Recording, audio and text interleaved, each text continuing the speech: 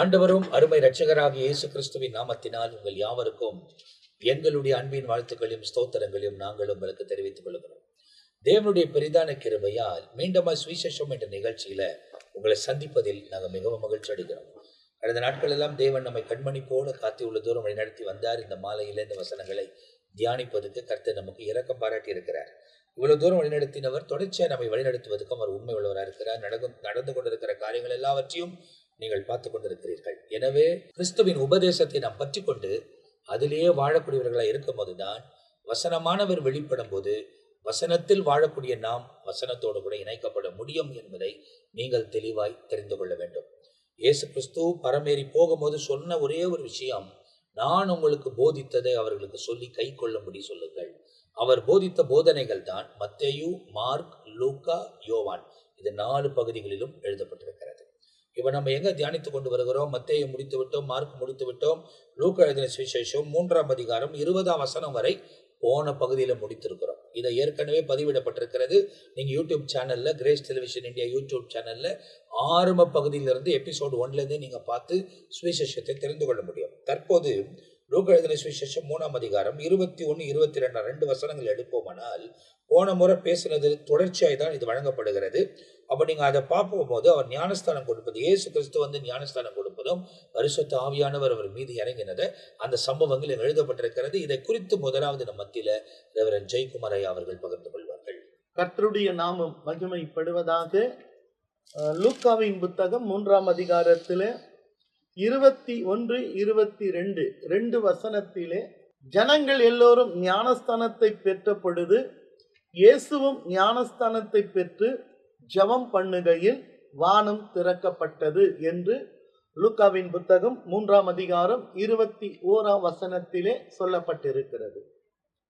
இந்த ஞானஸ்தானத்தை குறித்து யோவான் ஸ்தானகனே 6ஆம் வசனத்திலே பிரசங்கித்தார். 6, 7 வாசித்து பார்க்கும் பொழுது, அவன் யோதா நதிக்கு அருகான தேசம் எங்கும் போய் பாவ மன்னிப்புக்கு என்று மனம் திரும்பலுக்கு ஏற்ற ஞானஸ்தானத்தை குறித்து பிரசங்கித்தான். அப்போ இந்த யோவான் ஸ்தானகன் பிரசங்கமே பாவ மன்னிப்புக்கென்று மனம் திரும்புதல் ஏற்ற ஞானஸ்தானத்தை குறித்து பிரசங்கித்தான். அவன் தன்னிடத்திலே ஞானஸ்தானம் பெறும்படிக்கு புறப்பட்டு வந்த திருநாள ஜனங்களை நோக்கி அவன் செய்ததான பிரசங்கம் தான் தொடர்ச்சியாக வருகிறது. ஞானஸ்தானத்தை பெறும்படியாக வந்த மக்களுக்கு அவன் செய்த பிரசங்கம் தான் அப்படி ஒன்னா வருகிறது. அதுல விசேஷமாய் திரளான ஜனங்கள், ஆபிரகாம் சந்ததி வந்த ஜனங்கள், புறஜாதி மக்களா இருக்கலாம், ஆயக்காரனா இருக்கலாம், போர் சேவகனா இருக்கலாம். இப்படி அவர்கள் எல்லாருக்கும் பிரசங்கித்த பிறகு ஒரு சிலருக்கு என்ன, இவர் ஒருவேளை இவர் தான் கிறிஸ்துவாய் இருக்குமோ, அவங்களுக்கும் அவர் பதில் கொடுத்துட்டார். எல்லாத்தையும் இந்த வசனத்தில் இந்த அதிகாரத்தை சொல்லிட்ட பிறகு 21ஆம் வசனத்துல இந்த சத்தியத்தை எல்லாம் கேட்ட ஜனங்கள் ஞானஸ்தானத்தை பெற்ற பொழுது, அப்படி என்றால் இந்த இடத்துல சத்தியத்தை கேட்ட ஜனங்கள் தங்களை ஞானஸ்தானத்துக்கு ஒப்பு கொடுக்கிறாங்க. அப்போ ஞானஸ்தானம் என்பது எவ்வளவு முக்கியம் என்று சொல்லி நாம் பார்க்கிறோம். இதை நாம் எங்க பார்க்கணும்னு சொன்னா, இஸ்ரவேல் மக்கள் எகிப்து தேசத்தில் இருந்து மோசையின் மூலமாய் மீட்கப்பட்டவர்கள். இதை குறித்து பவுல் தெளிவாக எழுதுவார். 1 கொரிந்தியர் 10:1 வசனம். இப்படி இருக்க சகோதரரே நீங்கள் எவைகளை அறிய வேண்டும் என்றால் நம்முடைய பிதாக்கள் எல்லோரும் மேகத்துக்கு கீழாய் இருந்தார்கள், மேகத்தின் கீழ் இருந்தார்கள். எல்லாரும் சமுத்திரத்தின் வழியாக நடந்து வந்தார்கள். எல்லாரும் மோசேக்குள்ளாக மேகத்தினாலும் சமுத்திரத்தினாலும் ஞானஸ்நானம் பண்ணப்பட்டார்கள். இந்த ஜனம் யாரு? தேவனால் அழைக்கப்பட்ட ஆபிரகாமுடைய சந்ததி. ஆபிரகாம், ஈசாக்கு, யாக்கோப்புடைய 12 பிள்ளைகள், 12 கோத்திரம். இவர்கள் எகிப்துக்கு போனார்கள். 400 வருஷம் 430 வருடம் இருந்தார்கள். அவர்களை கர்த்தர் மோசையின் மூலமாய் கர்த்தர் மீட்டெடுக்கப்பட்ட ஜனங்கள், கர்த்தரால் தெரிந்து கொள்ளப்பட்ட ஜனங்கள். இந்த ஜனங்களை மோசையின் மூலமாகத்தான் தேவன் மீட்டெடுத்தார். அடிமைதனத்தில் இருந்தார்கள். மீட்கப்பட்ட ஜனங்களுக்கு ஒரு பிரயாணம் இருந்தது. என்ன பிரயாணம் என்றால் கானான் யாத்திரை. இந்த யாத்திரையில தொடங்கும் பொழுது தேவன் இவர்களை என்ன செய்தார்? ஞானஸ்தானம் பண்ணப்பட்டார்கள். மேகத்தினாலும் சமுத்திரத்தின் வழியாக மோசைக்குள்ளாக இவர்கள் ஞானஸ்தானம் பண்ணப்பட்டார்கள் என்று பவுல் தெளிவாக திருசபைக்கு எழுதுகிறார். அப்படி என்றால் என்ன? நாம் கூட ஒரு காலத்திலே பாவமின் அடிமைத்தனத்தில் இருந்தோம்.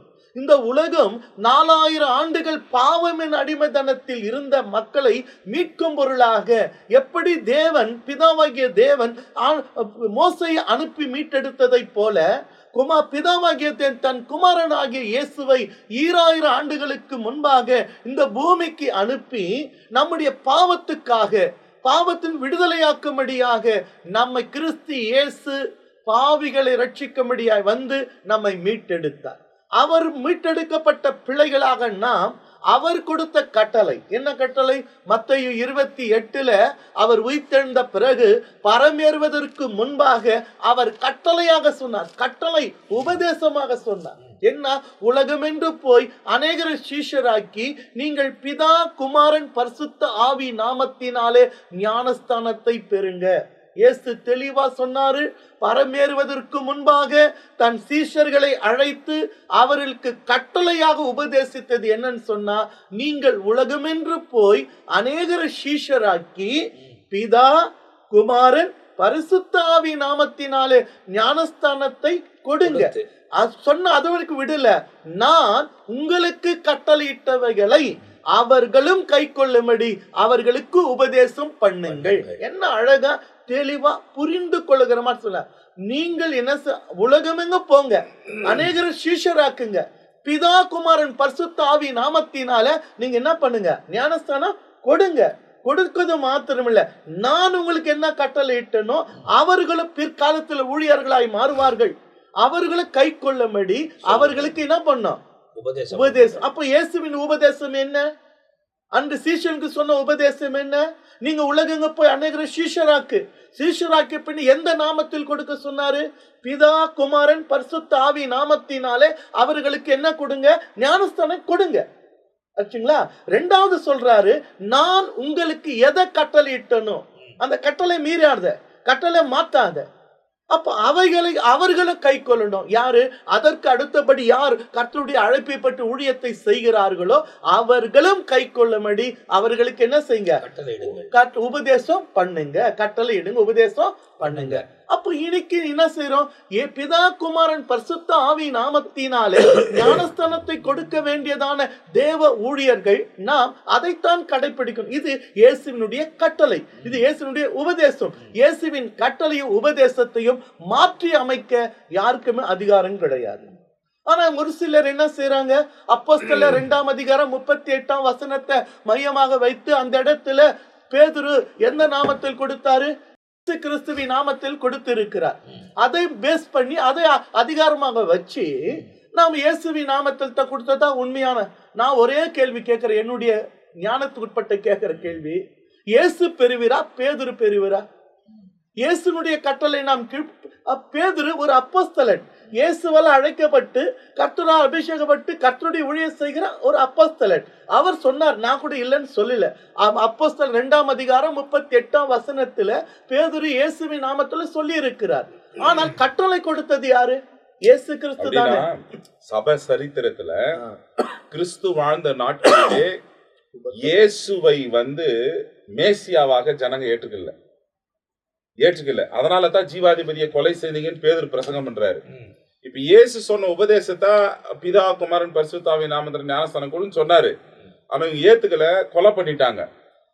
நீங்கள் கொலை செய்த இயேசுவை தான் தேவன் அதாவது எழுப்பினாரு 3ஆவது நாள்னு சொல்லிட்டு இயேசுவை உயர்த்துறாங்க. இப்போ நீங்க கொலை பண்ணி, அவர் தான் மேசியா, அவர் தான் ரட்சகர், கர்த்தராகிய இயேசு கிறிஸ்துவை விசுவாசி, அப்பொழுது நீயும் வீட்டாரா ரட்சிக்கப்படுவீங்க. அந்த சமயத்துல சொல்லப்பட்டதான வார்த்தை. ஆனா உபதேசம் என்னன்னா இயேசு சொன்னதுதான் செஞ்ச. இப்போ தவறான உபதேசம் என்ன கொண்டு வராங்கன்னா, இயேசு சொன்னாரு சீஷர்களே செய்யலையே, ஏன் அத சொன்னாங்கன்னா நீங்க நம்பாத போயிட்டீங்களே, அவர் தாண்டா தெய்வம் அப்படின்னு சொல்றதுக்கு அவரே நாமத்தை உயர்த்தினாங்க. இயேசு சொன்னது பிரமாணம், கட்டளை. பேதுரு சொன்னது அனுபவம், சூழ்நிலை. இப்ப அனுபவமா கட்டளையா? சூழ்நிலையை பார்க்கும் பொழுது கட்டளை தான் நம்ம மேன்மைப்படுத்தணும். சரி, எழுதி இருக்கிறது, அநேகர் வாதம் செய்கிறதுனா எழுதி இருக்கிறதேன்னு சொல்றாங்க. அதே வேதத்துல எந்த நாமத்தையுமே சொல்லாம எத்தோப்பியா நிதி மந்திரிக்கு பிலிப்பு இருவரும் தண்ணீரிலே இறங்கினார்கள், பிலிப்பு மந்திரிக்கு ஞானஸ்தானம் கொடுத்தார் என்று தான் எழுதப்பட்டிருக்கிறது. எந்த நாமத்தில் கொடுத்தார் என்று எழுதப்படல. அந்த வார்த்தையை பேஸ் பண்ணிக்கின்னு ஞானஸ்தானம் கொடுக்கும் பொழுது எந்த நாமத்தை சொல்லக்கூடாது. ஏன்னா பிலிப்பு எத்தோப்பியா மந்திரிக்கு கொடுக்கும் பொழுது எந்த இயேசுவின் நாம, பிதா குமாரன் பரிசுத்த நாமத்தையும் சொல்லி எழுதப்படல. பேதுரு சொன்னது இயேசுவின் நாமத்தை இல்ல. அதனால ஞானஸ்தானம் கொடுக்கும் பொழுது எந்த நாமத்தை சொல்லக்கூடாது என்று நாம் எடுத்துக்கொள்ள முடியாது. நமக்கு தேவை இரட்சகராக இயேசுவை பின்பற்றுகிற நாம் அவர் என்ன உபதேசம் செய்தாரோ அதைத்தான் நாம் போதிக்கணும், அதைத்தான் கடைபிடித்து நடைமுறையில் கொண்டு வரணும். அப்ப இந்த இடத்துல ஜனங்கள் எல்லோரும் ஞானஸ்தானம் பெற்ற பொழுது, இப்ப எல்லாரும் என்ன பண்ணிட்டாங்க? ஞானஸ்தானத்தை பெற்ற பொழுது இவன் உபதேசத்தை கேட்ட பிறகு என்ன எடுத்தாங்க? ஞானஸ்தானம் எடுத்தாங்க. இந்த சத்தியத்தை கேட்கிற அன்பான தேவ பிள்ளைகளே, யாராக இருந்தாலும் ஆண்டவராகிய இயேசுவே ஒருவரே இரட்சகர். பாவிகளை ரட்சிக்கும்படியா கிறிஸ்து இயேசு இந்த பூமிக்கு வந்தார். மனம் திரும்புதல் இல்லாம அவர் இரட்சகராய் ஏற்றுக்கொள்ளாம நம் பாவங்கள் அவர் சிந்தின ரத்தத்தினால கழுவப்படாம அவர் கொடுத்த கட்டளையின்படி பிதா குமாரன் பரிசுத்த ஆவி நாமத்தினால ஞானஸ்தானம் பெறாமல் இருந்து நம்முடைய வாழ்க்கை கடத்தி கொண்டு போனால் கிறிஸ்து இயேசுவினுடைய வருகையிலே கைவிடப்படுவோம்.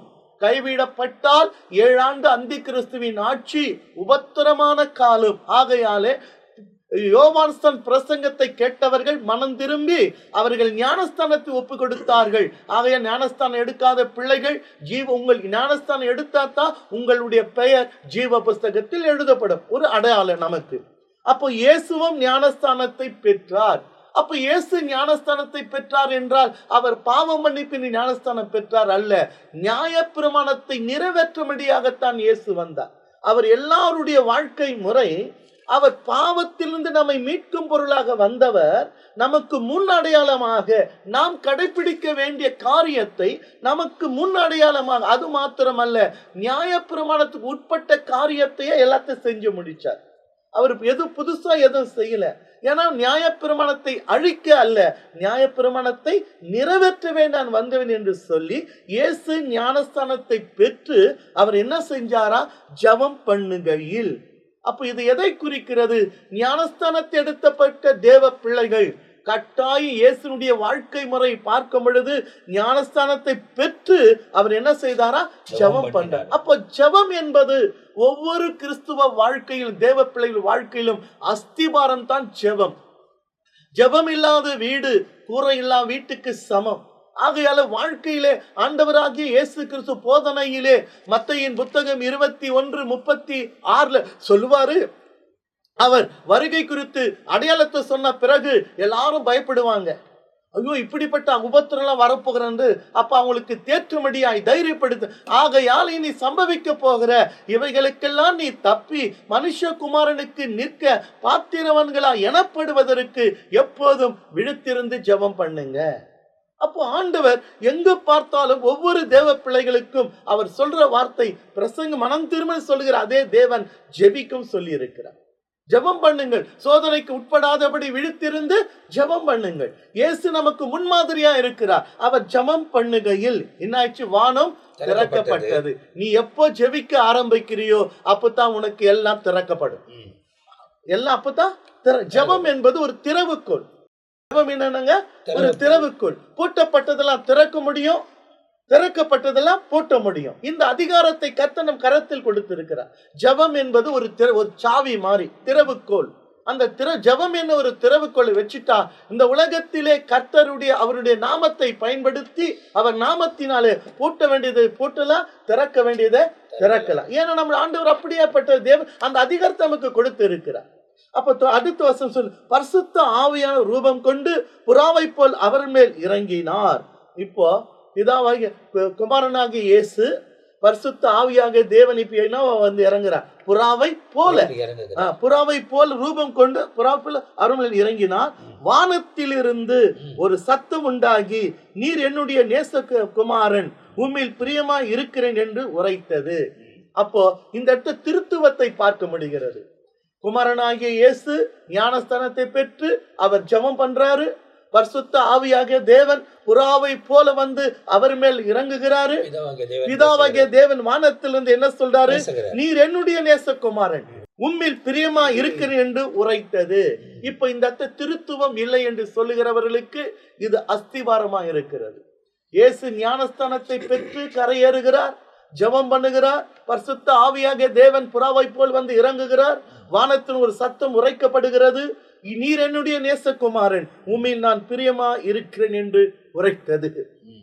அப்போ ஞானஸ்தானத்தை ஏன்னா ஞானஸ்தானத்தை கொடுக்கும் பொழுதும் பிதா குமாரன் பரிசுத்த ஆவி நாமத்தினாலே ஞானஸ்தானத்தை கொடு இயேசுவும் போதித்திருக்கிறார்.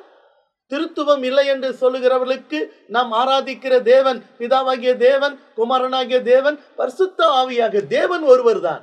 மூன்று ஆள் தத்துவத்திலே தேவன் வெளிப்பட்டு நம்மை வழி நடத்த அவர் இன்றும் வல்லவரா இருக்கிறார். இந்த இடத்துல ஞானஸ்தானத்தை பற்றி யோவான்ஸ்தானகன் பேசியதும், இயேசு வந்து அந்த இடத்துல ஞானஸ்தானம் எடுத்ததும் நடந்த சம்பவங்களை குறித்து அந்த இடத்துல ரொம்ப தெளிவாய் துல்லியமாய் எழுதப்பட்டிருக்கிறது. இப்போ இங்க நீங்க பாத்தீங்கன்னா ஜெயக்குமார் அவங்க ரொம்ப துல்லியமா சில காரியங்களை பேசினார்கள். என்ன அப்படின்னா, ஞானஸ்தானம் பெற்று அவர் ஜெபம் பண்ணினார். ஜெபம் பண்ணின பிறகு பரலோகம் திறக்கப்பட்டது. பரலோகம் திறக்கப்பட்ட பிறகு பரிசுத்த ஆவியானவர் இறங்கினார். பரிசுத்த ஆவியானவர் இறங்கின பிறகு பிதாவாகிய தேவன் பேசினார். இதே தான் லைனேஜா நமக்கு நடக்கக்கூடிய ஒரு சம்பவம். இந்த இடத்துல இயேசு கிறிஸ்து 30ஆம் வயதிலே ஞானஸ்தானத்தை பெற்றார் என்று இருக்கிறது. இன்னைக்கு என்ன ஒருத்தர் கேட்டாங்க, திருச்சபையில இயேசு 30ஆம் வயதிலே ஞானஸ்தானத்தை பெற்றாரு, நாம் ஏன் 30ஆம் வயதில் கொடுக்க கூடாது? நமக்கு முன்மாதிரி அல்லவா? ஏன் 14 சிறு வயதிலே கொடுக்கறாங்க, 12 14 வயதிலே கூட அதுக்கு மேற்பட்டு கொடுக்கறாங்க, ஏன் 30ஆம் வயதிலே? இது உண்மையான ஒவ்வொரு தேவ பிள்ளைகளுக்கும் தெரிந்திருக்க வேண்டிய ஒரு சத்தியம். என்னன்னு சொன்னா, ஏன் ஆண்டவராகிய இயேசு 30ஆம் வயதில் ஞானஸ்தானத்தை பெற்றார் என்று சொன்னால், நியாயப்பிரமாணத்தின்படி ஒருவன் பிரதான ஆசாரின் ஊழியத்தை செய்ய வேண்டுமானால், நல்ல கவனம் வச்சுக்கோங்க, புரிஞ்சுக்குங்க, ஒருவன் பிரதான ஆசாரியனுடைய ஊழியத்தை செய்ய வேண்டுமானால் அவனுக்கு வயது 30 இருக்க வேண்டும். 30 வயதுக்குட்பட்டவர்கள் தான் அந்த பிரதான ஆசாரியனுடைய ஊழியத்தை செய்யணும். இயேசு 30ஆம் வயதிலே ஞானஸ்தானத்தை பெற்ற உடனே பிதாவினுடைய சித்தத்தின்படி பிரதான ஆசாரியன் ஊழியத்தை செய்ய அவர் தொடங்குகிறார். அப்பதான் அவர் ஊழியத்தை தொடங்கினார். 3.5 வருஷம். அதுக்கு முன்பாக அவர் ஊழியம் செய்தார் என்றது இல்ல. ஞானஸ்தானத்தை பெற்ற பிறகு பிரதான ஆசாரியன் ஊழியத்தை செய்தார். அந்த பிரதான ஆசாரிய ஊழியத்தில் என்னன்னா, அவரே பிரதான ஆசாரியர், அவரே ஆட்டுக்குட்டி, அவரே அடிக்கப்பட்டார். அதனால் தான் இயேசு 30ஆம் வயதிலே ஞானஸ்தானம். இப்ப நம்ம பிரதான ஆசாரிய ஊழியம் செய்யறோமா? இல்லை. லேவிக்கு வயது 24 இருந்தால் லேவி ஊழியத்தை செய்யலாம். பிரதான ஆசாரியன் ஊழியம் 30 வயது. ஒரு வாலிப பருவம் 12 வயது. அதனால் தான் இயேசு 12 வயதிலே தேவாலயத்துக்கு சென்றார். இப்படி வயதுக்குட்பட்ட காரியங்கள் கூட நியாயப்பிரமாணத்தில் உண்டு. 8ஆம் நாளில குழந்தையை கொண்டு போகணும், புரியுதுங்களா? 12ஆம் வயதில ஏன் இயேசு போனார்னா, சிறு பருவத்தை விட்டு 12 வயது என்று வாலிப பருவத்துக்கு ஆலயத்துக்கு போனா அந்த ஆசாரியன் தன் தோல்முக துண்டு எடுத்து அந்த பிள்ளையாண்டர் மேல் போவான். அந்த துண்டு போட்டு வெளியே வந்தா, ஓ இவர் வாலிப பருவத்து வந்துட்டாரு அப்படின்னா என்ன அர்த்தம்? யுத்த புருஷனாய் அவர் மாற்றப்படுகிறார். ஆகையால் தான் இயேசு 30ஆம் வயதிலே பிரதான ஆசார் ஊழியம் செய்ய ஞானஸ்தானத்தை பெற்றார் ஒழிய நாம் அதை ஒப்பிட்டு சொல்ல கூடாது. அப்போ இது குறித்து ஒரு சில காரியங்களை நாம் கவனித்து கொண்டு வந்தோம். அடுத்தது நீங்க பாத்தீங்கன்னா 23ஆம் வசனத்திலிருந்து 38ஆம் வசனம் வரை இவர் இயேசு கிறிஸ்துவின் வம்ச வரலாறை சொல்லுகிறதை நாம் பார்க்கிறோம். இதை குறித்து நம்ம மத்தியில ரெவரண்ட் ஜான் பீட்டர் அவர்கள் பகிர்ந்து கொள்வார்கள். 23ஆம் வசனத்தில் தெளிவான வார்த்தைகளை கேட்டோம். ஏறக்குறைய 30 வயது. இன்று கர்த்தராகிய கிறிஸ்து என்னும் இரட்சகர் தாவீதின் ஊரில் பிறந்திருக்கிறார் என்று துவக்க நாள் இயேசு பிறந்த முதல் நாளே அறிவிக்கப்பட்டது. லூக்கா 2ஆம் அதிகாரத்தில் ஆண்டவர் இயேசு வயது முதிர்ந்த ஒரு 12 வயது ஆனபோது எருசலேமுக்கு போனார் பண்டிகைக்கு. 30வது வயது வந்தபோது யோவானால் ஞானஸ்நானம் எடுக்க வந்து ஞானஸ்நானமும் எடுத்தார். அன்று ஆசாரியர்களுக்கு 30 வயது. இவர் சாதாரண ஆசாரியர் அல்ல, மகா பிரதான ஆசாரியர். இவருக்கு பிறகு வேற ஆசாரிய வழிமுறை இல்லை. இவர்தான் எல்லாவற்றுக்கும் முக்கியமானது. இப்படி சொல்லிட்டு யோசேப்பின் குமாரன் எண்ணப்பட்டார். அப்போ ஆண்டவரை பற்றி வம்ச வரலாறு கூறும்போது இந்த லூக்கா 3:23 யோசேப்பின் குமாரன் சொல்றார்.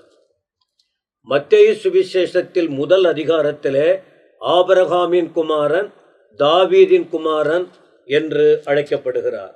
ஆபிரகாம் எபிரேய, அவர் ஏற்கனவே இந்த தெய்வத்தை அறியாமல் இருந்தவர். அவர் ஆண்டவரால் அழைக்கப்பட்டு வந்த பிறகுதான் இன்னைக்கு எபிரேய தேசம், இஸ்ரவேல் தேசம் நாங்கள் அழைக்கப்படுதுன்னா இதற்கு முதன்மை யாரால் என்று சொன்னால் ஆபிரகாம் தான். இந்த ஆபிரகாமை வச்சு தான் குழப்பங்களே நடந்துகிட்டு இருக்கு.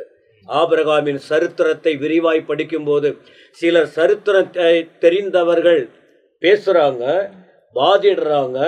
ஆனாலும் பழைய இருந்தாலும் அப்படி நடக்கக்கூடாது அப்படின்னு கர்த்தருடைய கண்டனங்களை தெரிவிக்கிறாங்க. அவங்க தெரிவிச்சுக்கிட்டே இருக்கட்டும். சத்தியம் சத்தியம்தான். இப்போ இந்த சத்தியத்தை நிலைநாட்டதான் வேதத்தில் துவக்கம் முதல் முடிகிற வரைக்கும் வம்ச வரலாறு கூறப்பட்டிருக்கிறது. அப்புறம் லூக்கா வரும்போது துவக்கத்திலிருந்து யாரை தொடங்குறாரு? யோசேப்பின் குமாரன். மத்தேயு முதல் அதிகாரத்தில் ஆபிரகாமின் குமாரன், இடையில தாவீதை கொண்டு வர்றாரு. ஆனா இங்க வரும்போது அந்த யோசேப்பின் குமாரன் அப்படின்னு சொல்லிட்டு அவர் முடிக்கிறது எங்க அப்படின்னு சொல்லி எங்க கொண்டு போறாரு? ஆதாம் தேவனால் உண்டானவன். இப்ப இவரு மேலிருந்து இப்போ அங்க வந்து மேலிருந்து கீழே கொண்டு வர்றாரு, அப்படி போறாரு. அது அப்படிதான் அந்த அந்த யூதர்கள் படிக்கிற வேதத்துக்கும் நாம் படிக்கிற வேதத்துக்கும் இப்ரேய வேதம் பார்த்தீங்கன்னா அப்படிதான் வரும், அப்படி வரும். ஆக சரிங்க, ஏன் ஆபிரகாம் முதல் அப்படின்னு தொடங்குறாருன்னா மத்தேயு கொண்டு வந்த சத்தியம் என்ன? இந்த வம்ச வரலாறை குறிக்கும் போது வெறும் யூதர்களுக்கு மட்டும்தான் ரட்சிப்பு. அதான் அந்த 15 மத்தேயு 15 ஒரு பெண்மணிக்கு சுகவீனம் ஆயிடுச்சு. அந்த கானானிய ஸ்திரீ ஆண்டவர்கிட்ட வந்து கேட்கும்போது என் பிள்ளைக்கு சுகங்கூடும் அப்படின்னு கேட்டபோது ஒரு சம்பாஷணை நடக்குது. ஒரு வார்த்தைகளை சொல்லிக்கிட்டு இருக்காரு, பிள்ளைகளின் அப்பத்தை நாய்க்குட்டிகளுக்கு போடுவது நல்லதல்லன்னு சொல்லி அந்த விளக்கம் வரும்போது நான் எங்கே அனுப்பப்பட்டேன் தெரியுமா? இஸ்ரவேல் வீட்டாருக்கு தான் அனுப்பப்பட்டவர். யூதர்களுக்கு மட்டும்தான் ரட்சிப்பு என்கிற உணர்வில் அந்த இயேசு கிறிஸ்துவை மத்தேயு விளக்கப்படுத்தி கொண்டிருக்கிறார். ஆனால் லூக்கா குறிப்பிடும் போது ஆதாம் வரை கொண்டு வரார்னா முதல் மனுஷன். ஏன்னா உலக தொடக்கமே யாருதான்? ஆதாம். அன்னைக்கு ஆதாம் தப்பு செஞ்சிட்டாரு. அதனால்தான் உலகம் முழுவதும் அன்னைக்கு பாவத்திற்குள்ளே கிடக்கிறது. அதனாலே இயேசு கிறிஸ்துவின் வம்ச அட்டவணையை விவரித்து கூறும்போது லூக்கா குறிப்பிடுகிறது என்ன? இயேசு கிறிஸ்து வெறும் யூதர்களுக்கு மட்டும் உண்டானவர் அல்ல. ஒரு குறிப்பிட்ட ஜாதி, ஒரு குறிப்பிட்ட ஜனம், ஒரு குறிப்பிட்ட சமுதாயம், உயர்ந்த வர்க்கம் உடையவர்கள், தாழ்ந்தவர்கள், இப்படி வித்தியாச அனுபவம் இல்லாமல் அனைவருக்கும் அவர் இரட்சகர். அதனால்தான் இன்று கர்த்தராகிய கிறிஸ்து என்னும் இரட்சகர் தாவீதின் ஊரில் பிறந்திருக்கிறான்னு சொல்லிட்டு அந்த லூக்காவில் நீங்க படிக்கும் போதே உலக இரட்சகர், எல்லா ஜனத்துக்கும் மிகுந்த சந்தோஷத்தை உண்டாக்கும் நற்செய்தி, எல்லாரும் ரட்சிக்கப்பட வேண்டும் என்கிற வார்த்தையை லூக்கா அழுத்தமாக இந்த வார்த்தைகளை விவரித்து சொல்லுவதை பார்க்க முடியும். அப்புறம் அதை நீங்க வரிசையா படிக்கும்போது ஆதாம் இப்போ 30 வயது சொன்ன மகா பிரதான ஆசாரியர்னு, பிறகு ஆதாம் இயேசு கிறிஸ்து அப்படின்னு குறிப்பிடப்படுகிறார். அப்போ ஆதாம் யாரு? அவரை ஆதாம் உருவாக்கி அதிகாரப்படுத்தி ஆசீர்வதித்து அதன் மூலமா சந்ததி உருவாகணும் அப்படின்னு ஆண்டவர் ஆசீர்வதித்தார். அந்த ஆசீர்வாதத்தை இழந்துட்டார். அப்படின்னா பாவம் உள்ளே பிரவேசித்தது, பாவம். அப்போ ஆண்டவர் அப்படியே கொண்டு ஒரு 4000 வருஷம் வரைக்கும், ஒரு 2000 வருஷமா தள்ளிக்கிட்டே வந்தார். வரும்போது அதற்கு மேலேயும் பொறுக்கலை. உலக பாவம் அதிகரிக்க ஆரம்பிச்சிச்சு. ஜனங்கள் ரொம்ப கொடூரமா போக ஆரம்பிச்சிட்டாங்க. அப்புறம் அந்த ஆதாமுக்கு பிறகு அடுத்த கட்டம் வரும்போது நோவா வந்த உடனே இந்த ஜனங்களெல்லாம் அழிச்சிட்டாரு. நோவாவுக்கு பிறகு ஆபிரகாம் தோன்றினார். ஆபிரகாம் வந்த பிறகுதான் இயேசு கிறிஸ்து வரணுங்கிற ஒரு தீர்மானம் ஆதியாகமம் 3ஆம் அதிகாரத்தில் 15ஆம் வசனத்திலே குறிப்பிடப்பட்டாலும் அதற்கு அந்த வரிசை வர வேண்டும் அல்லவா ஆபிரகாம். அப்புறம் அந்த வழியில தான் வந்ததாக நாம வரிசைப்படுத்தி பார்க்கும்போது இயேசு கிறிஸ்துவின் பிறப்பை ஒட்டி ஆபிரகாமின் குமாரனாக வந்ததை பார்க்கிறோம். சரி, அப்ப ஏன் ஆண்டவர் இயேசு இந்த உலகத்துக்கு வந்தார்? இந்த வம்ச வரலாறு தெளிவாய் குறிப்பிடப்படுகிறது என்று பார்க்கும்போது, ஆதாம் எதை இழந்தானோ அதை மீண்டும் திருப்பி கொடுப்பதற்கு. ஆதாம் மண்ணிலிருந்து உருவானான், பாவத்துக்கு காரணமாய் மாறினான். ஆனா இதை ஈடுகட்டணும்னு சொன்னால் பாவம் அறியாதவராய் இருக்க வேண்டும்.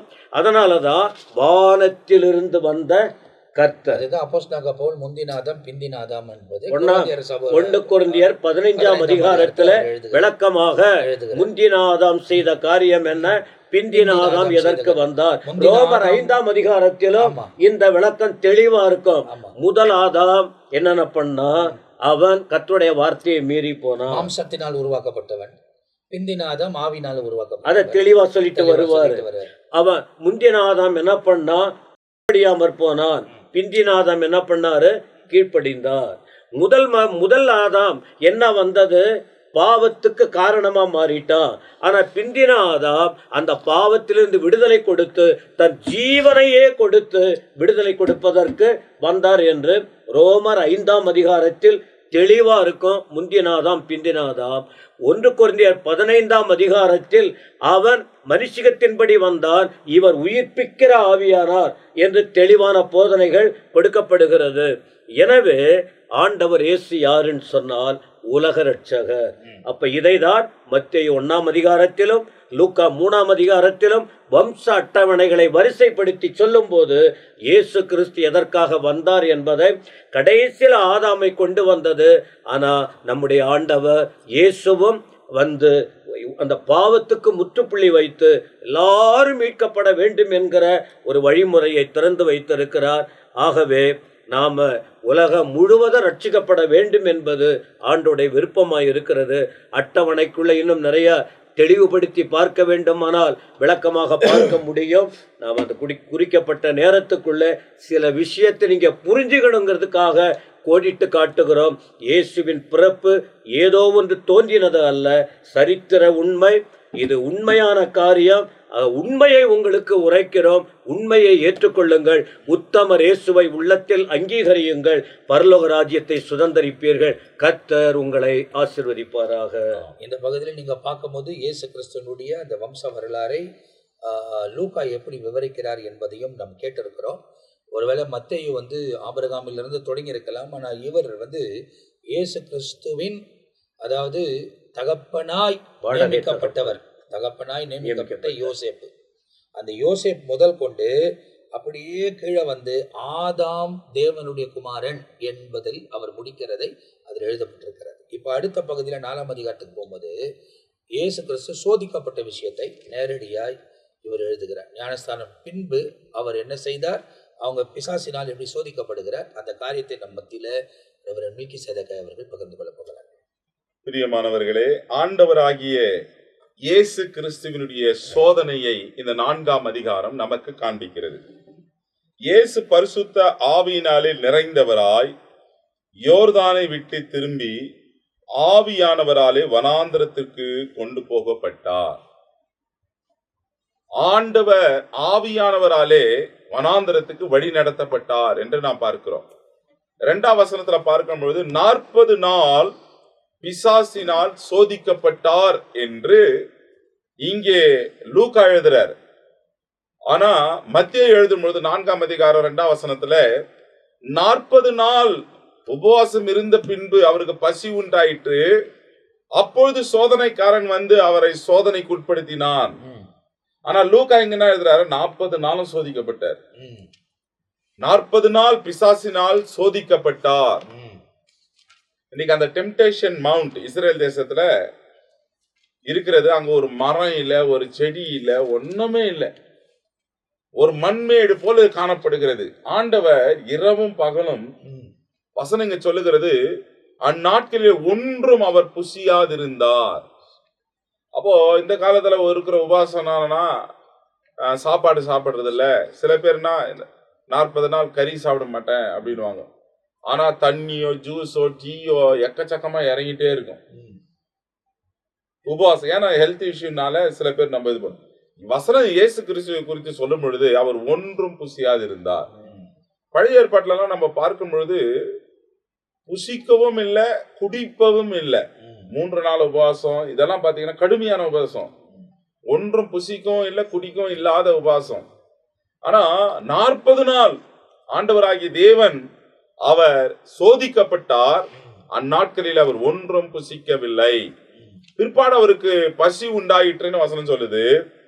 சோதனைக்காரனாகிய பிசாசு அவரை நோக்கி, நீ தேவனுடைய குமாரனே ஆனால் இந்த கல் அப்பமாகும்படி சொல் என்றான். இயேசு அவனுக்கு பிரதித்திரமாக, மனுஷன் அப்பத்தினால மாத்திரமல்ல தேவனுடைய வாயிலே ஒவ்வொரு வார்த்தையினாலும் பிழைப்பான் என்று எழுதியிருக்கிறது. இப்ப பாருங்க, இயேசு 40 நாள் பிசாசினால் சோதிக்கப்பட்டிருப்பார். அவருக்கு பசி உண்டாயிற்று. பிசாசு அவரை 3 விதமான சோதனை, கண்களின் இச்சை, ஜீவனத்தின் பெருமை, இது மாம்சத்தின் இச்சை, இது மாதிரி ஒவ்வொரு காரியத்தையும் பிசாசான இயேசுவுக்கே காட்டுறான் வசனத்தின் அடிப்படையில. ஏன்னா நமக்கு அதே யோவான்ல அந்த 1 யோவான்ல தான், அதுல 2 யோவான்ல எழுதப்பட்டிருக்கு, இவைகள் எல்லாம் பிதாவினால் உண்டானவைகள் அல்ல. ஆமா, அதாவது கண்களின் இச்சை, மாம்சத்தின் இச்சை, ஜீவனத்தின் பெருமை, ஆமா, இவைகள் எல்லாம் இந்த உலகத்தினால் உண்டானது என்பதாக எழுதப்பட்டிருக்கு. அப்போ இயேசு என்ன பண்றாருன்னா, மனுஷன் அப்பத்தினாலே மாத்திரமல்ல தேவனுடைய வாயிலிருந்து புறப்படுகிற ஒவ்வொரு வார்த்தையினாலும் பிழைப்பான் என்று எழுதியிருக்கிறதே என்றாங்க. இட்ஸ் ரிட்டன், எழுதியிருக்கிறதே. பாருங்க, உடனே அவன் விடல. பின்பு பிசாசு அவரை உயர்ந்த மலையின் மேல் கொண்டு போய், இப்ப மலையிலிருந்து இறங்கி உயர்ந்த அந்த மலையின் மேல கொண்டு போய் உலகத்தின் சகல ராஜ்யங்களையும் ஒரு நிமிஷத்துல காமிக்கிறான். இது நடக்குமா, இது ஆகுமா அப்படின்னு பார்த்தா, பிசாசானவன் ஒரு நிமிஷத்துல உலகத்தையே சுத்தி காட்டுறான். இவைகள் எல்லாம் என்னுடையவைகள், ராஜ்யங்களை ஒரு நிமிஷத்துல அவருக்கு காண்பித்து, இவைகள் எல்லாவற்றின் மேல் உள்ள அதிகாரத்தையும் இவைகளுடைய மகிமையும் உனக்கு தருவேன், இவைகள் எனக்கு ஒப்பு கொடுக்கப்பட்டிருக்கிறது என்று எனக்கு இஷ்டமானவனுக்கு இவைகளை கொடுக்கிறேன், நீ என்னை பணிந்து கொண்டால் எல்லாம் உம்முடையதாகும் என்று சொன்னான் என்று தெளிவா சொல்றான் சாத்தான். ஆமா, இங்க ரொம்ப அவன் பேசுகிற வார்த்தையை சர்ச்சையாகவே இல்லையா, அவ்வளவு கான்பிடென்டா அவன் சொல்றான். பிசாசை குறித்து வசனம் சொல்றது, அவன் பொய்யனும் பொய்க்கு விதவமா இருக்கிறான். இப்ப ஆண்டவர்கிட்ட ரொம்ப தெளிவா அவன் பேசுறான், ரொம்ப கான்பிடென்டா பேசுறான் பொய்ய. ஆமா, ஏன்னா இது வேதத்தினுடைய வசனங்களிலே நம்ம ஒத்து பார்க்கும்போது இது உண்மையான வார்த்தைகள். இயேசுவன் சொல்றாரு பாருங்க, யோவான் 12ஆம் அதிகாரம் 31ஆம் வசனம், இதோ இப்பொழுது இந்த உலகத்தின் நியாய தீர்ப்பு உண்டாயிருக்கிறது, இப்பொழுதே இந்த உலகத்தின் அதிபதி புறம்பே தள்ளப்பட்டான். இந்த உலகத்தின் அதிபதி என்னிடத்தில் வருகிறான், அவனுக்கு என்னிடத்தில் ஒன்றும் இல்லை. அப்போ உலகத்தின் அதிபதினா ஆதாம் கையில இருந்து அதிகாரத்தை அவன் உரிந்து கொண்டான். ஏதேன் தோட்டத்துல தேவன் மனுஷனுக்கு கொடுத்திருந்த சகல காரியத்தையும் வஞ்சித்து வைத்து பிடிந்து கொண்டபடினால உலகத்தின் அதிபதியாய் மாறிட்டான். அததான் இங்க சொல்றான், உலகத்தின் அதிபதி அப்படின்னு சொல்லி. அப்போ இந்த வசனங்களிலே நம்ம பார்க்கும் பொழுது எபேசியர் 6ஆம் அதிகாரம் கூட 12ஆம் வசனத்துல நாம் பார்க்கும்போது, ஏனெனில் மாம்சத்தோடும் இரத்தத்தோடும் துரைத்தனங்களோடும் அதிகாரங்களோடும் இப்பிரபஞ்சத்தின் அந்தகார லோகாதிபதிகளோடும் வான மண்டலங்களில் உள்ள பொல்லாத ஆவிகளின் சேனைகளிலும் நமக்கு போராட்டம் உண்டு. பிசாசுக்கு பேர் இப்பிரபஞ்சத்தின், இந்த உலகத்தின் அதிபதி. இதான் இவன் இயேசுகிட்ட சொல்றான், எல்லா அதிகாரம் எனக்கு கொடுக்கப்பட்டிருக்குது, எனக்கு யார் விருப்பமா இருக்குதோ அவனுக்கு நான் கொடுப்பேன், என்ன நீ தாழ விழுந்து பணிந்து கொண்டால் இவைகள் உன்னுடையதாய் மாறும் என்று சொன்னார். இயேசு அவனுக்கு பிரதியுத்தரமாக, எனக்கு பின்னாலே போ சாத்தானே, உன் தேவனாகிய கர்த்தரை பணிந்து கொண்டு அவர் ஒருவருக்கே ஆராதனை செய்வாயாக என்று எழுதியிருக்கிறதே என்றார். அதாவது உன் தேவனாகிய கர்த்தர், ஆமா, அவனுக்கும் தேவன் அவர்தான்.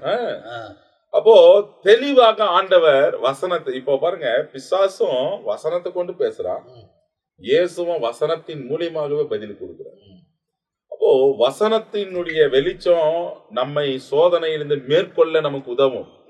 வசனத்தை அது ஆகினாதான் நம்ம மனப்பாடம் செய்ய வேண்டும், வசனத்தை தேடி வாசிக்க வேண்டும். ஏன்னா சோதனைக்காரனாகிய பிசாசு இயேசுகிட்டே வந்து வசனத்தை பேசுறாரு. அப்போ ஆண்டவர் வசனத்தை கொண்டே அவனை அடித்தார், வசனத்தை கொண்டே அவனை ஜெயித்தார். வசனம் சொல்றது பாருங்க, எனக்கு பின்னாடி போய் சாத்தானே, உன் தேவனாகிய கர்த்தர் பணிந்து கொண்டு அவர் ஒருவருக்கு ஆராதனை செய்வாங்க என்று எழுதியிருக்கிறதே.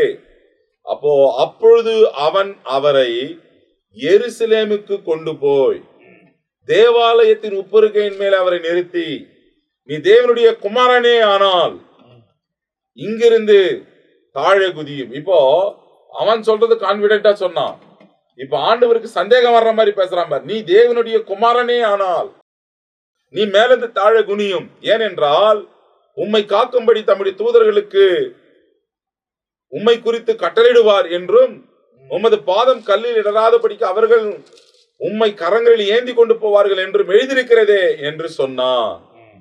அதற்கு இயேசு, உன் தேவனாகிய கர்த்தரை பரீட்சை பாராதிருப்பாயாக என்று எழுதியிருக்கிறதே.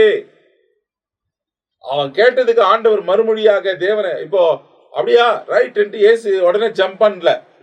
அப்புறம் பண்ணிருந்தா கூட ஏதோ நடந்திருக்காது, ஆண்டவர் காப்பாத்தி இருப்பாரு. ஆனா பிசாசுக்கு கீழ்படுத்தியத போல இருந்திருக்கு.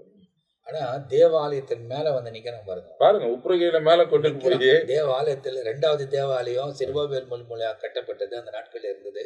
ஒருவேளை வந்து ஏறுவதத்தை பழுது பார்த்திருக்கலாம், ஆனாலும் அது மேல வந்து நிக்கிறான் பாருங்க. ஆமா, அதாவது ஏன்னா தேவனுடைய ஆலயத்துல தேவனுக்கு ஏற்ற காரியங்கள் நடக்காம இருந்துச்சு. அதனால வந்து அந்த தேவாலயத்துல நிற்கக்கூடிய ஒரு அதிகாரம் உரியவனாதே அவன். ஐயா, அவனை குறித்து சொல்லும் பொழுது தேவாலயத்தில் நான் உன்னதத்துக்கு ஏறுவேன், தேவனுக்கு ஒப்பாவேன், அந்த திட்டம் போட்டவன் தேவாலயத்து மேல நிக்கிறது நம்ம பெரிய விஷயமா? இப்போ இந்த இடத்துல பார்க்கும்போது ஒருவேளை ஆண்டவர் வந்து அவன் ஜம்ப் பண்ணி இருந்தா ஒன்னா இருக்காது. ஆனா சாத்தான் திட்டம்னா அப்படின்னா ஊஞ்சி சேர்த்து போட்டுமே. அவர் பிறக்கும் பொழுதே 2 வயதுக்கு உட்பட்ட குழந்தைகள் எல்லாம் வெட்டி சாப்பிச்சோம், அவரோட சேர்த்து கொல்லணும்னு யோசிச்சா ஆண்டவர் தப்பிச்சு கொண்டு போயிட்டார். ஆண்டவர் வந்து தப்பிச்சார். பிசாசானவன், அடுத்த வசனம் சொல்லுது பாருங்க, பிசாசானவன் சோதனை எல்லாம் முடித்த பின்பு சில காலம் அவரை விட்டு விலகி போனான். சில காலம் அர்த்தம், திரும்ப நான் வரேன். இந்த தோல்வி அவன் ஒத்துக்கல பிசாசு. இந்த தோல்வி எனக்கு இல்ல, இன்னும் இருக்குது இவருக்கு அப்படின்னு சில காலம் விட்டு போனான். அதனாலதான் யாக்கோபின் புஸ்தகம் 4ஆம் அதிகாரம் 17ஆம் வசனத்துல, பிசாசுக்கு எதிர்த்து நில்லுங்கள், தேவனுக்கு கீழ்ப்படிந்திருங்கள், அவனுக்கு எதிர்த்து நில்லுங்க, அப்பொழுது அவன் உங்களை விட்டு ஓடி போவான். அப்போ சோதனை நம்ம கிறிஸ்தவ வாழ்க்கையில நம்மள வந்துட்டே இருக்கோம், நம்ம எதிர்த்து நிற்க வேண்டும். நின்னாதான், வசனத்தின் மூலியமா நின்னாதான் அவன் நம்மை விட்டு ஓடி போவான். அதனாலதான் எனக்கு வசனம் தெளிவாய் சொல்லுகிறது. அப்போ சில காலம் போன அவன், இப்ப வசனம் சொல்லுது பாருங்க, அதுக்கு கீழே வசனம், பின்பு இயேசு ஆவியானவருடைய பலத்தினாலே கலிலேயாவுக்கு திரும்பி போனார், அவருடைய கீர்த்தி எல்லா இடத்திலும் அவர்களுடைய ஜப ஆலயங்களில் அவர் உபதேசித்து எல்லாராலும் புகழப்பட்டார். அப்போ இயேசு என்ன பண்ணாருன்னா, சோதனை எல்லாம் முடித்தார், அது வரைக்கும் ஜெயித்தார், வசனத்தை கொண்டு ஜெயித்தாரு. இயேசு ஆவியானுடைய பலத்தினார், இப்போ மலை மேல கொண்டு போறது ஆவியானுடைய நடத்தலாம் தான் கொண்டு போகப்பட்டார் சோதனைக்கு. அவருக்கு தெரியும் அவர் பலப்படுத்துவார். உபவாசம் இருந்த பொழுது அவருக்கு பசி உண்டாயிற்று, சோதனைக்காரன் வந்து சோதனை பண்ணா, அதுல ஜெயித்தார். இப்போ ஆவியானவருடைய பலத்தினாலே அவர் கலிலேயாவுக்கு திரும்பி போனார். ஏன்னா கலிலேயா இருந்தா அங்க போனாரு, திரும்பி கலிலேயாவுக்கு போய் அவர் தேசமெங்கும் அவருடைய கீர்த்தி பரம்பிட்டார். அவர் என்ன பண்றாருன்னா, ஜப ஆலயங்களிலும் அவர் உபதேசித்து எல்லா மனுஷராலும் புகழப்பட்டார். ஏன்னா தாம் வளர்ந்த ஊராகிய நாசரத்துக்கு வந்து வழக்கத்தின்படி ஓய்வு நாளில் அவர் ஜப ஆலயத்துல பிரவேசித்து புத்தகத்தை வாசிக்க அவர் எழுந்து நின்றார் வசனம் சொல்லுது. அப்ப பாருங்க, இந்த 40 நாள், இந்த 30 வயதுக்கு மேல்பட்ட ஒரு கிரேட் டிரான்ஸ்பார்மேஷன் எல்லா ஜனங்கள் பாக்குறாங்க. ஒரு வித்தியாசம் நடக்குது. ஞானஸ்தானம் எடுக்கிறார், ஆவியானவரால் சோதிக்கப்படுகிறார். ஊழியத்தை ஆரம்பிக்கும் பொழுதே அவருடைய கீர்த்தி பூமி எங்கும் சகல எங்கும் பிரசித்தமாயிற்று. தாம் வந்த வேலை அவர் வல்லமையோடு ஆவியானவருடைய ஒத்தாசையோடு இயேசு செய்கிறார் என்பதை இந்த 3 சோதனையிலும் ஜெயித்து இயேசு நிரூபித்து காண்பித்தார். அப்போ இந்த இடத்துல வந்து பார்த்தீங்கன்னாக்கா இயேசு கிறிஸ்து சோதிக்கப்பட்டதை குறித்து வேதாகமத்தில் ரொம்ப தெளிவாக எழுதப்பட்டிருக்கிறது. அப்போ இந்த பகுதியில் நம்ம பார்க்கும்போது யோவான் ஸ்தானன் வந்து பேசினதும், அவருக்கு ஞானஸ்தானம் கொடுத்ததும், ஞானஸ்தானம் நடந்த நேரத்தில் நடந்த சம்பவமும், அடுத்தது வம்ச வரலாறு ரொம்ப அழகாக விவரிக்கப்பட்டது. அதுக்கு பிறகு இயேசு கொண்டு போய் ஒரு விஷயம் என்னன்னா, மத்தேயு 40வது நாளில் சோதிக்கப்பட்டார்னு எழுதுறார். இங்கே வந்து இவர் 40 நாளும் சோதிக்கப்பட்டார் என்பதை லூக்கா எழுதுகிறதையும் வேதாகமத்தில் எழுதப்பட்டிருக்கிறது. எழுதி அவர் ஜெயித்து அதுக்கு பிறகு அவர் பிரசங்கிக்க தொடங்கினார் என்ற வார்த்தை வரை வேதத்தில் ரொம்ப தெளிவாய் சொல்லப்பட்டிருக்கிறது. ஒருவேளை ஏதாவது விடப்பட்டிருக்குமானா பாஸ்டர் ஜெயக்குமார் அவங்க இந்த இடத்துல நாம் பார்க்கிற ஒரு காரியத்தை நாம் தியானித்து பார்க்கும் பொழுது, பிசாசாகப்பட்டவன் இயேசு கிறிஸ்துவை சோதித்தான் என்று சொல்லி லூக்காவின் புத்தகம் 1-13 வரை பிசாசவன சோதனை எல்லாம் முடித்த பின்பு சில காலம் வரவிட்டு விலகி போனான். அப்ப இயேசுனுடைய பிறப்பிலிருந்து நாம் அவருடைய மரணத்தை வரைக்கும் நாம் பார்க்கும் பொழுது, பிதாவின் சித்தத்தை நிறைவேற்றக்கூடாதபடிக்கு பிசாசனுடைய தந்திரமான ஒரு காரியமாக இருக்கிறது. பிதாவின் சித்தம் என்ன?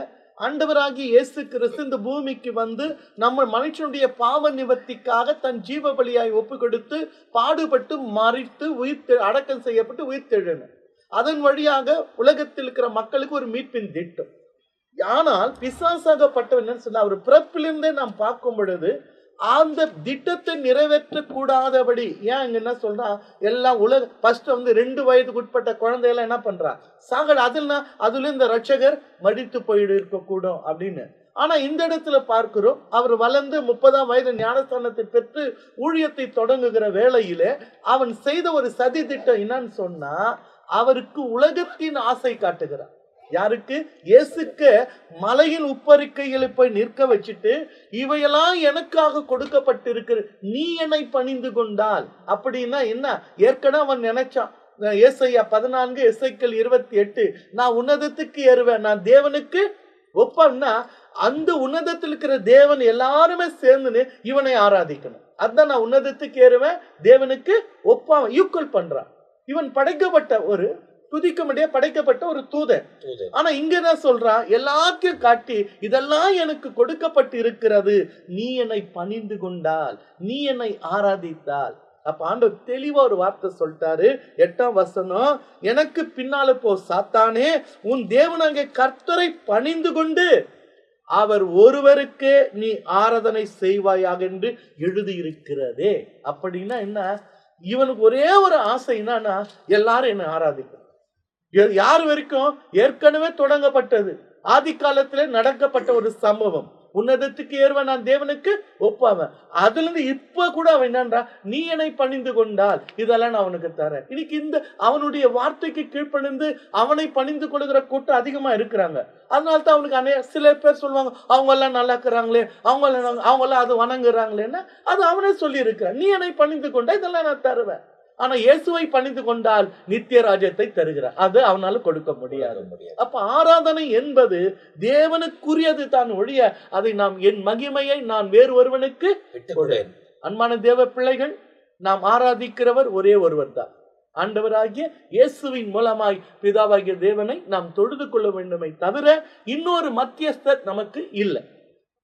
பிதாவாகிய தேவனுக்கும் மனுஷனுக்கும் மத்தியஸ்தராக இருந்து இயேசு நமக்காக பரிந்து பேசுகிறார். அவர் மூலமா நாம் தேவனை ஆராதிக்க வேண்டுமே தவிர வேற வழி நமக்கு வேதம் போதிக்கல. ஆகையால் பிசாசுடைய நோக்கம் திட்டம் என்னன்னு சொன்னா, எப்படியாக கிறிஸ்துவனுடைய நோக்கத்தை திட்டத்தையும் பிதாவின் சித்தத்தை அழிக்கணும். அவன் அப்ப 2 வயசுல தொடங்கினாரு, முடியல. இப்ப 30 ஞானஸ்தானம் பெற்று ஊழியம் செய்கிற வேலையில உலக ஆசை காட்டுகிறார். ஆனா அங்கே அவன் தோற்றுதான் போனான். சிலுவையின் மரண பரிந்தும் அவன் தோற்று போனவனாக கிறிஸ்தவன் தலையை நசுக்கி வெற்றி சிறந்து நமக்காக ஒரு ஜெயத்தை கொடுத்திருக்கிறார். ஆகையால் வேறு எதையுமே நாம் தொழுது கொள்ளாதபடி ஆராதிக்கிறவர் இயேசு கிறிஸ்து ஒருவர் மாத்திரமே. இந்த இடத்துல நாம் எல்லா காரியத்தையும் வசனத்தில் எழுதப்பட்டிருக்கிறது எல்லாம் பார்க்கிறோம். அன்னைக்கு இயேசு ஜெயிச்சிட்டாரு. ஆனா இன்னைக்கு இயேசுவை பின்பற்றுகிறவங்க நிறைய பேர் தோல்வி சந்தித்து கொண்டே இருக்கிறாங்க. காரணம் உலக ஆசை, உலகத்தில் உள்ள பொருளாசை, பணமாசை, இவைகளெல்லாம் மனிதர்களை பிடித்து கொண்டிருக்கிறது. சாத்தான் பலரை சோதித்து கொண்டிருக்கிறார். அவைகளெல்லாம் உதறி தள்ளி நித்திய ராஜ்யத்தை பயன்படி கிறிஸ்து இயேசுவின் சிந்தை உடையவர்களாய் நாம் இந்த உலகத்தில் செயல்படும் போது உண்மையாகவே தம்முடைய கிருபைகளை விளங்க பண்ணுவார். அடுத்த பகுதியில் மீதியான காரியங்களை பார்க்க போகிறோம். தொடர்ந்து இந்த நிகழ்ச்சியை பார்க்கிற நீங்கள் இந்த சேனலை சப்ஸ்கிரைப் பண்ணிக்கொள்ளுங்க. அப்போது உங்களுக்கு நோட்டிஃபிகேஷன் வந்தால் எல்லா நிகழ்ச்சிகளும் உங்களால் பார்க்க முடியும். இதுவரை நம்முடைய தேவனுடைய ஊழியக்காரர்கள் அநேக காரியங்களை பரிசுத்த ஆவியின் உதவியோடு கூட தொடர்ந்து நமக்கு விளக்குகிறது நம்மால் பார்க்க முடிகிறது. மீதியான காரியங்கள் அடுத்த நிகழ்ச்சியில் நாம் சந்திக்க போகிறோம். அதுவரை நாங்கள் எல்லாம் உங்ககிட்ட விடை பெறுகிறோம். கர்த்தர் உங்களை ஆசீர்வதிப்பாராக. ஆமென். ஆமென். ஆமென்.